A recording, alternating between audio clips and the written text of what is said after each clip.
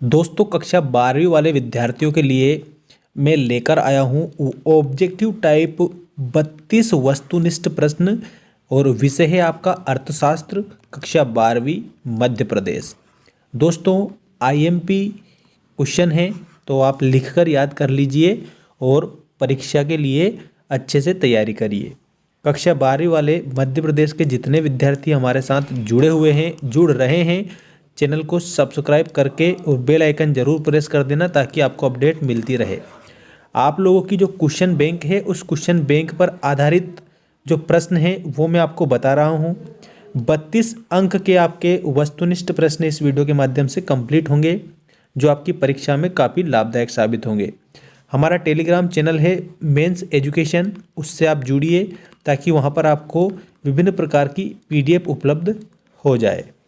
ठीक, चलिए बात करते हैं सही विकल्प से।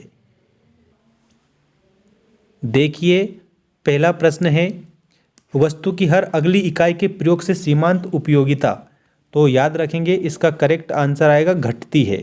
ठीक है, वस्तु की जो हर अगली इकाई का प्रयोग जब हम करते हैं तो सीमांत उपयोगिता घट जाती है। इसके बाद अगला प्रश्न देखिए कौन सी लागत शून्य नहीं हो सकती है, तो जो स्थिर लागत है वो शून्य नहीं हो सकती है। ठीक, स्थिर लागत क्या नहीं हो सकती है, तो शून्य नहीं हो सकती है। इसके बाद में देखिए अगला जो प्रश्न है वो इस प्रकार है वस्तु विभेद विशेषता वाला बाजार कौन सा आता है, तो वस्तु विभेद जो है वो अपूर्ण बाजार। ठीक है, आपको यहाँ ध्यान देना है। अगला क्वेश्चन है गेहूं का न्यूनतम समर्थन मूल्य क्या कहलाता है। गेहूं का न्यूनतम समर्थन मूल्य क्या कहलाता है, तो ये कहलाता है कीमत तल। इसके बाद अगला प्रश्न आप देखिए प्राथमिक क्षेत्र के बाहर है, प्राथमिक क्षेत्र के बाहर क्या है ये आपको बताना है। तो इसमें आपको करेक्ट आंसर बताना है होटल। जो होटल है ये प्राथमिक क्षेत्र के बाहर है और प्राथमिक क्षेत्र में कृषि भी आती है, मछली पालन भी आता है और खनन भी आता है। जो नहीं आता है वो है होटल। भारत का केंद्रीय बैंक कौन सा है, तो आप लोगों को बता देना है कि जो रिजर्व बैंक ऑफ इंडिया है ये भारत का केंद्रीय बैंक है, जिसको शॉर्ट में आरबीआई भी बोला जाता है। रिजर्व बैंक ऑफ इंडिया ये भारत का केंद्रीय बैंक है। अब हम बात करते हैं रिक्त स्थानों की पूर्ति कीजिए। देख सकते हैं आप अच्छे से इनको याद करिए, आईएमपी है मोस्ट इम्पोर्टेंट, ये ध्यान रखिए। व्यष्टि अर्थशास्त्र का मुख्य यंत्र है, तो आपको ध्यान देना है कीमत सिद्धांत।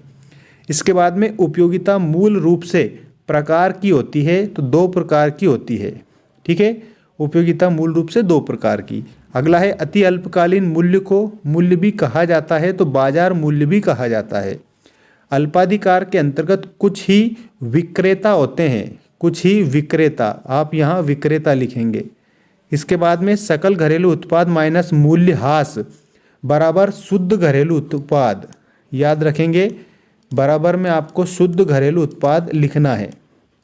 शुद्ध घरेलू उत्पाद इस प्रकार से। अगला है बजट सरकार की नीतियों का उपकरण होता है। कौन सी नीतियों का उपकरण होता है बजट, तो उसमें आप लिखेंगे राजकोषीय नीतियों का उपकरण होता है। राजकोषीय लिखेंगे आप उत्तर में।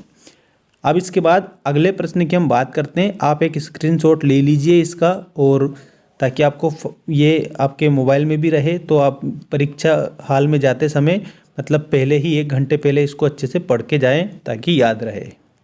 इसके बाद नेक्स्ट क्वेश्चन देखते हैं। देखिए तटस्थता वक्र एक गोले के आकार का होता है, तो ये असत्य है।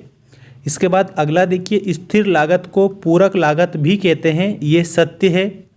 इसके बाद मूल्य विभेद एकाधिकृत प्रतियोगिता बाजार की विशेषता है, तो ये भी सत्य है।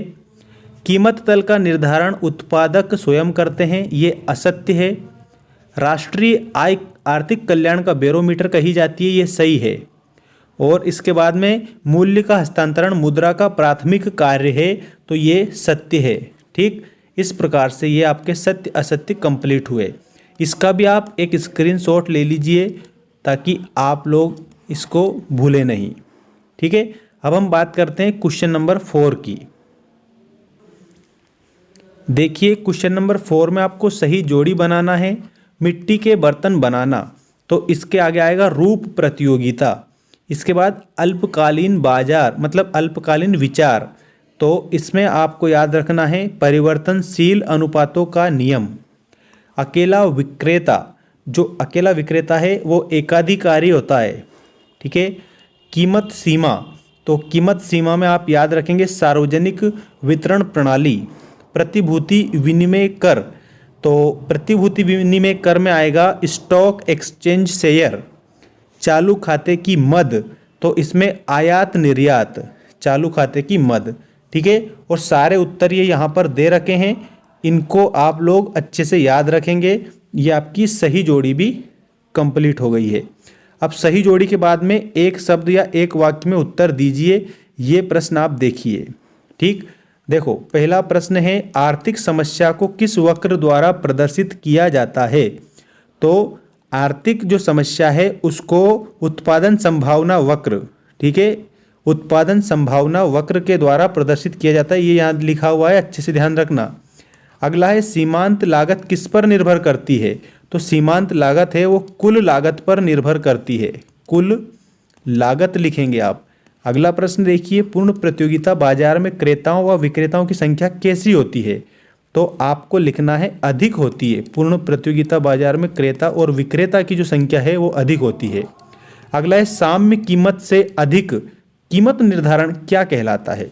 तो साम्य कीमत से अधिक जो कीमत निर्धारण है वो कीमत तल कहलाता है, कीमत तल।